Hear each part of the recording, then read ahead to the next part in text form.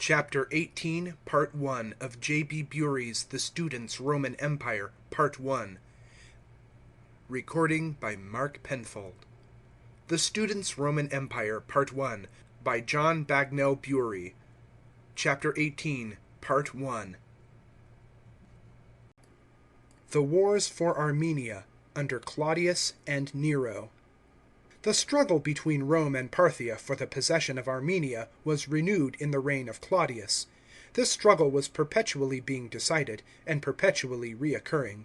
The Romans were determined to keep their hold over a country which was a ground of vantage for either realm against the other, while the Parthian monarchs tried, whenever they got an opportunity, to supplant Roman influence and reduce the land to dependence on themselves.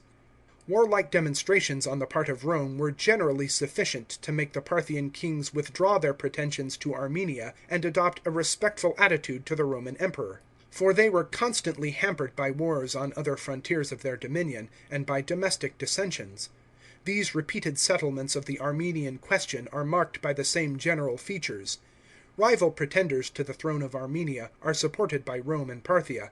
The Parthian kingdom is distracted by civil war or excited into discontent against the reigning monarch, and there is a movement in favour of some scion of the Arsacid house who is living in exile or as a hostage at Rome. He is supported by Roman arms, but by an inevitable reaction is soon rejected, and the war ends with the acknowledgment of Roman supremacy in some form in Armenia. It will be remembered that Tiberius had established the overlordship of Rome in 20 B.C., that it was again confirmed by Gaius Caesar in 2 A.D. Again, in 18 A.D., the Parthians submitted at the appearance of another presumptive heir to the empire, and recently the energetic action of Lucius Vitellius had thwarted the schemes of Artabanus III. But what had been well done under the auspices of Tiberius was immediately undone by the caprice of his successor. Gaius summoned Mithridates, the new king of Armenia, to Rome, deposed him, and sent him into exile. At the same time he recalled Vitellius in disgrace from his government of Syria. This was an opportunity for the Parthians, and they did not fail to seize the coveted land. Thus, when Claudius came to the throne, one of the tasks which devolved upon him was the recovery of Armenia. Mithridates was immediately recalled from exile, and, restored to his royal dignity, he set about recovering his kingdom with the help of his brother Pharasmanes, king of Iberia. Artabanus III was now dead, and Parthia was disturbed by a war for the succession between his sons Gotarzes and Vardanes. Gotarzes had come to the throne, and made himself detested by his cruelties. One of his acts was the murder of his brother Artabanus with his wife and son. His subjects accordingly sent for his other brother Vardanes, an enterprising prince, who was then at a distance of 400 miles from the court. He is said to have traversed this space in 2 days, and Gotarzes, completely surprised and terrified, fled. Seleucia alone, which had held out against his father, declined the rule of Vardanes, and the new king was impolitic enough to give way to his resentment at such a moment, and embarrass himself with the siege of a city secured by strong fortifications and abundant supplies. He thus gave Gotarzes time to collect an army of Hyrcanians and Dahae, Scythian races east of the Caspian Sea, and was then compelled to raise the siege and march against his brother. He pitched his camp on the great Bactrian plain, which stretches between the Oxus and the Paropamisus, now the Hindu Kush. It was a favourable moment for Mithridates to re-establish his rule in Armenia, and the Armenians made no resistance when their governor, who had ventured on a battle, was slain. Some of the nobles inclined to Cotys, king of Little Armenia, but a letter from his overlord Claudius prevented that monarch from interfering. Some of the fortresses of Armenia received Roman garrisons. Meanwhile the armies of the Parthian brothers had met, but just as they were about to begin battle, they came suddenly to an agreement, through the discovery of a plot which Gotarzes revealed to his brother. They joined right hands, and Gotarzes yielded the sovereignty to his brother, and, to avoid rivalry, retired into the wilds of Hyrcania. Vardanes was then able to force Seleucia, which had defied the Parthian government for 7 years, to capitulate. 43 A.D. After this success, he was preparing to invade Armenia, but was deterred by the threatening attitude of Vibius Marsus, the legatus of Syria.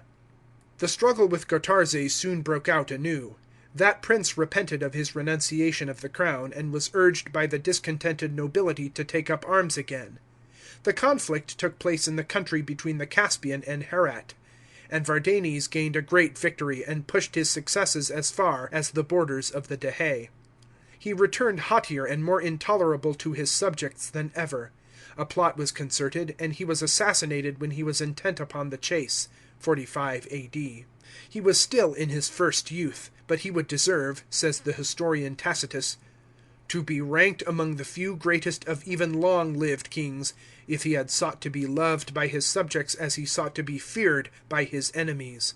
Gotarzes immediately assumed the sovereignty, but after some years his cruelty and profligacy drove the Parthians to send an embassy to Rome and beg that the prince Meherdates, the surviving son of Vonones, whom Germanicus had put to death in Cilicia, should be sent to dispute the Parthian throne with the hated Gotarzes (49 A.D.).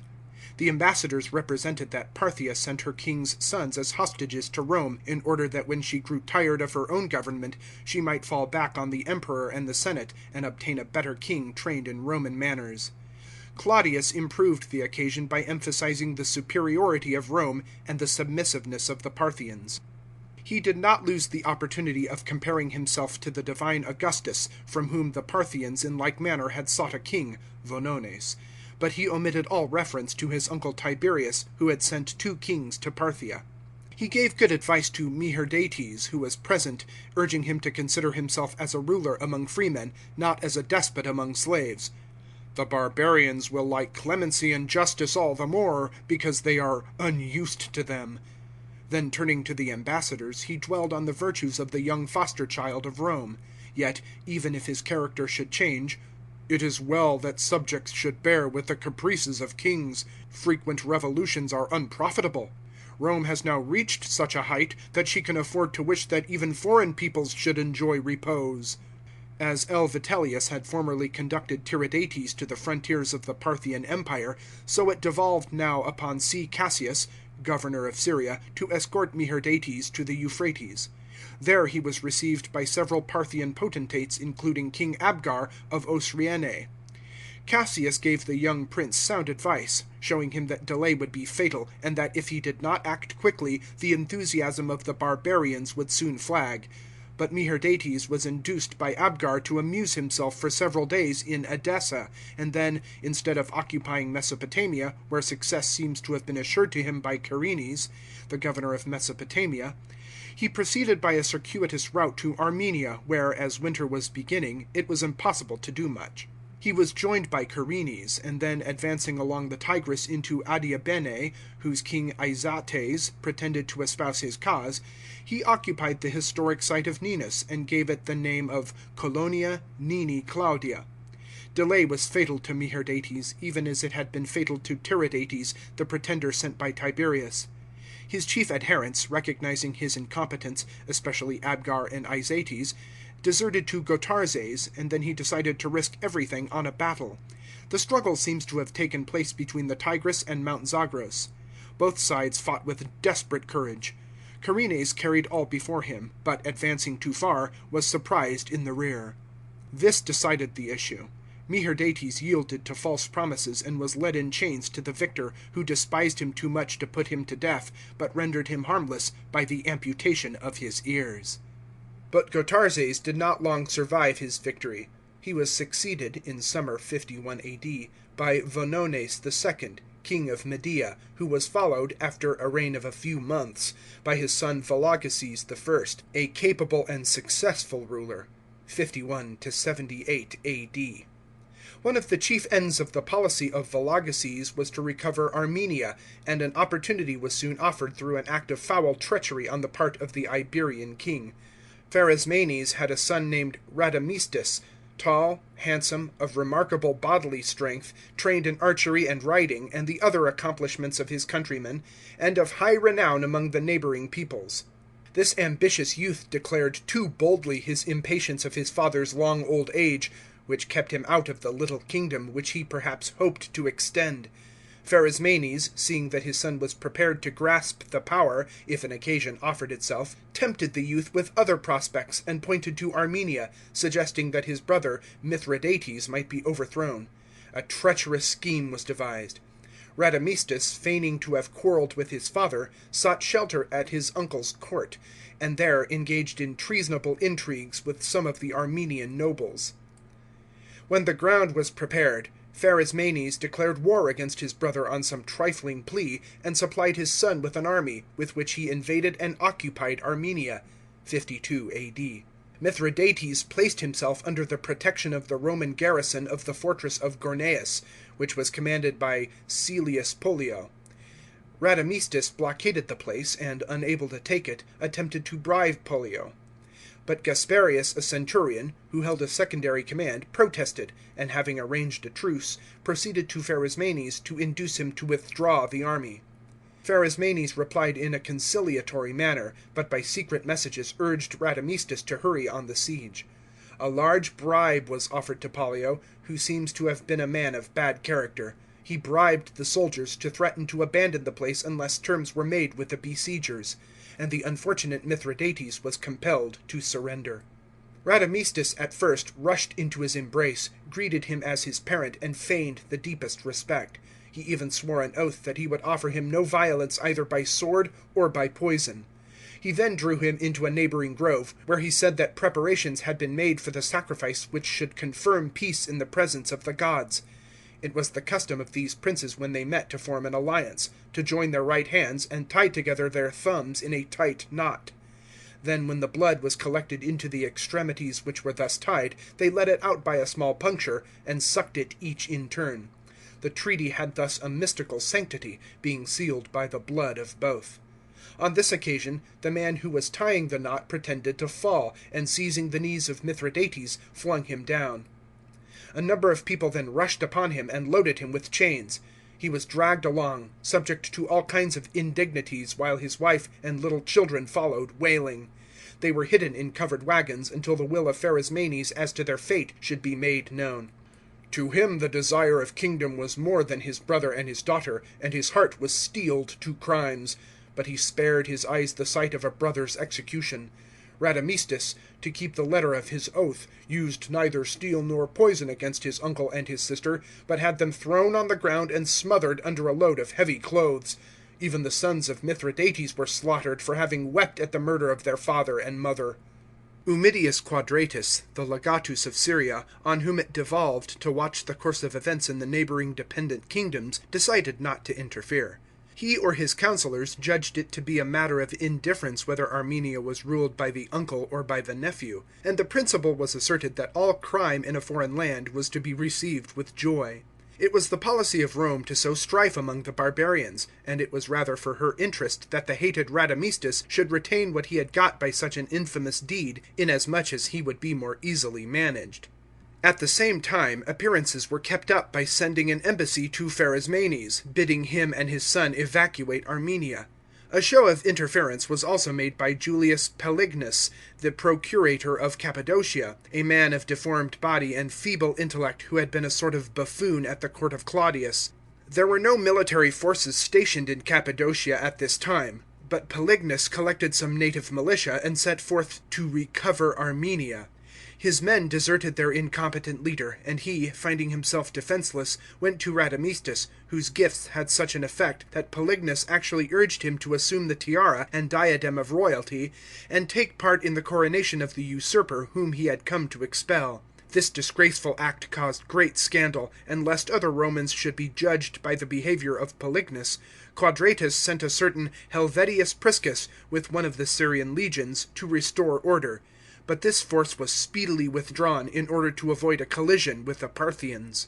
For in the meantime Vologeses, judging the moment to be favourable, and supposing that the Romans would not trouble themselves to support Radamistus, had named his brother Tiridates king of Armenia, and had entered the country with an army. 53 A.D. The Iberians were expelled without a blow, and the two chief cities, Artaxata and Tigranocerta, submitted to the Parthian yoke. A severe winter, want of provisions, and the breaking out of a disease in his army compelled Vologeses to retire, and Radamistus speedily returned and dealt out vengeance to those who had deserted him. But his subjects rebelled against his cruelty, and an armed crowd gathered round his palace in Artaxata. He and his wife Zenobia were obliged to flee, and the story of their escape is romantic.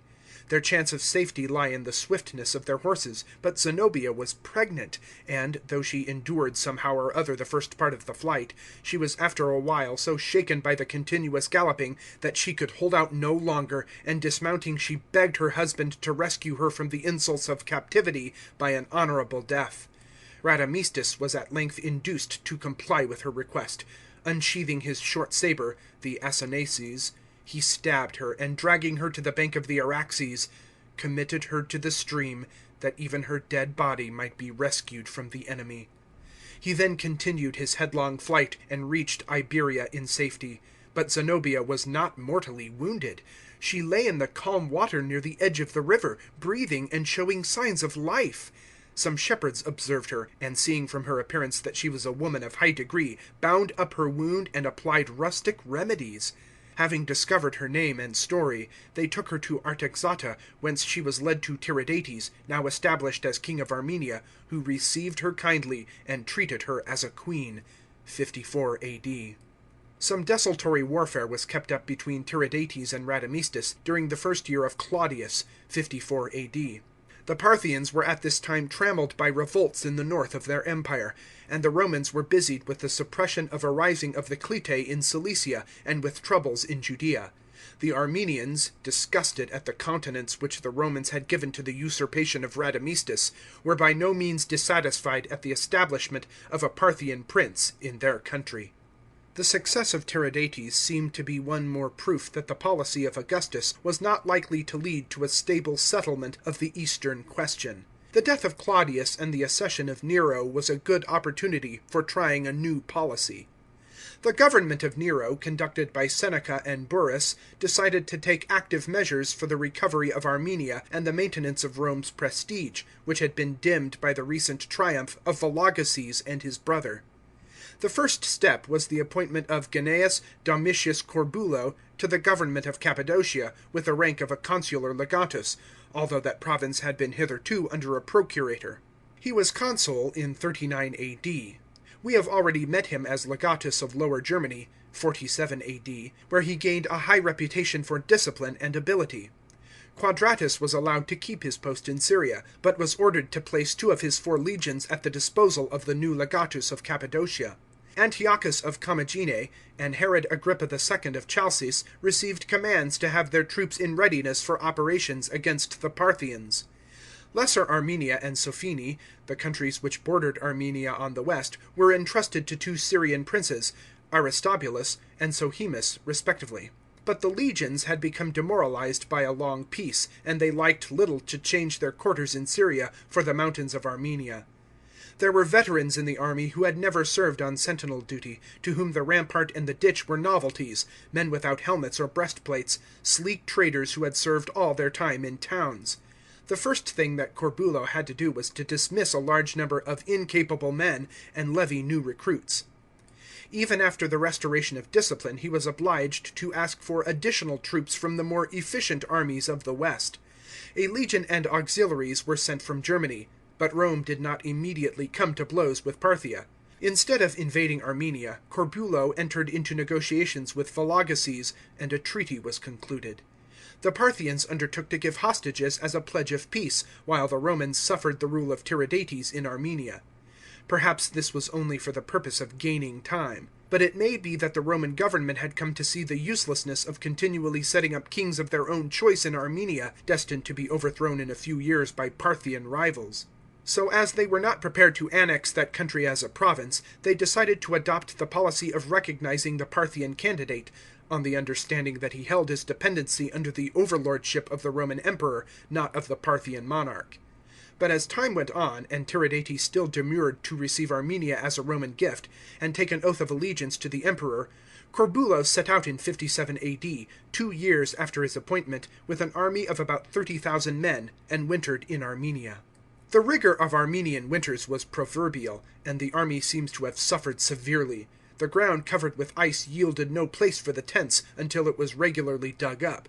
The cold was so intense that many of the men had their limbs frostbitten, others perished on guard. A soldier carrying a bundle of wood was observed, whose hands dropped off and fell with the burden. Corbulo was glad to give his demoralised soldiers the experience of hardships. He is described as going about among his men, lightly clad, with uncovered head, praising the brave, encouraging the weak, enforcing strict discipline. Deserters were put to death for the first offence. The end of Chapter 18, Part 1. Recording by Mark Penfold.